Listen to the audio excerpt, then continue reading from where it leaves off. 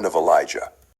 Today we're continuing with the fascinating and profoundly significant topic of the return of Elijah the prophet before the great and dreadful day of the Lord. Revelation 11 and the Loud Cry, Part 11. The last video defined free will and explored its ability to enable human beings to exercise their creative power to cultivate virtuous characters within flawed bodies, irrespective of their surroundings. This ability aligns humanity more closely with the image of God, as it is through the exercise of free will that God also creates. His decision to form the world in 6 days was a deviation from his usual methods, illustrating that as the creator of law, he is not constrained by it. Typically, he operates within the boundaries of law, only stepping outside those limits in extraordinary circumstances to care for and provide for his creatures, as seen in the parting of the Red Sea and the creation of the world.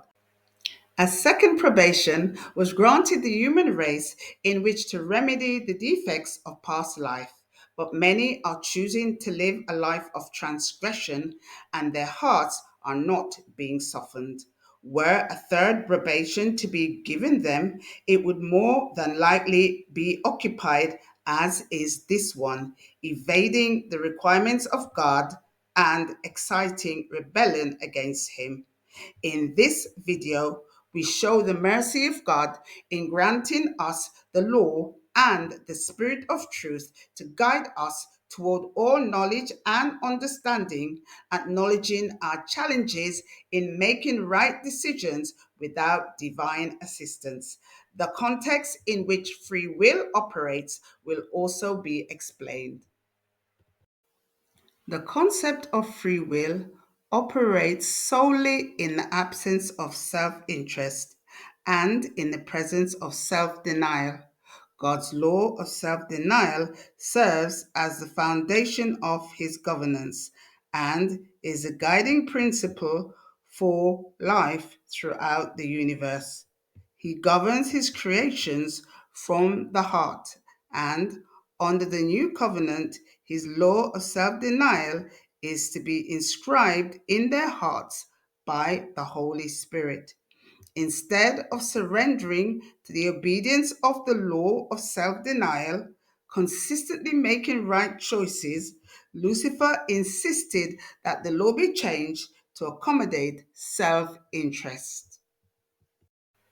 Lucifer failed to understand that he can live as independent beings, free to choose and act as individuals only when we adhere to God's law of self denial. Obedience brings life, where disobedience leads to death. The powerful effects of the tree of life's fruit on Adam were so significant that it took nearly 1,000 years for him to die. For almost 6,000 years, the earth has been groaning under the effects of sin, which began with Lucifer, who is still alive.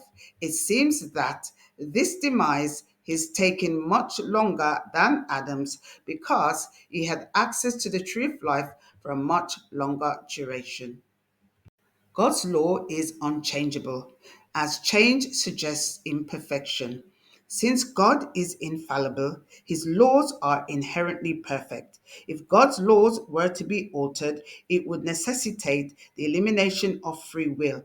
Such a scenario would turn God's creations into mere automatons, stripping away genuine fellowship, companionship, and voluntary loyalty. Consequently, force would need to be employed to demand homage and worship. This underscores the importance of law in upholding order and discipline, while also revealing the risks associated with independent actions without self restraint. It also enhances our understanding of the nature of God's governance, as well as his wisdom in establishing laws that govern our existence, fostering peace, harmony, security, and stability throughout the universe. His devoted followers adhere to his commandments and possess the faith of Jesus, holding a hopeful expectation that everything will turn out well, as his motives are rooted in love and his promises are unwavering. God's love is everlasting and his life is eternal. Love embodies life and life embodies love. Both endure for eternity. Not one of us will ever receive the seal of God while our characters have one spot or stain upon them. It is left with us to remedy the defects in our characters, to cleanse the soul temple of every defilement. Then the latter rain will fall upon us as the early rain fell upon the disciples on the day of Pentecost. Christian Education and Temperance, page 189 by Ellen G. White. The laws of the Lord are just, bringing joy to the heart. The commandments of the Lord are pure, giving light to the eyes. Psalms 19, verse 8. Let's summarize. Through the power of free will, human beings can break old habit patterns and create new ones that bring them into line with the principles of God's government. God's law of self denial forms a cornerstone of his governance and serves as a guiding principle for life throughout the universe. Since the notion of free will exists only in the absence of self interest and in the presence of self denial, man must bend to the law of God or die.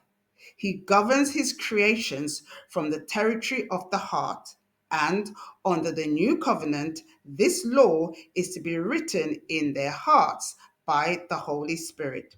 Despite the risk involved, God made a decision to establish a kingdom of beings with free will, enabling love, authentic fellowship, companionship, and voluntary loyalty in a government of independent beings empowered to make individual choices and actions.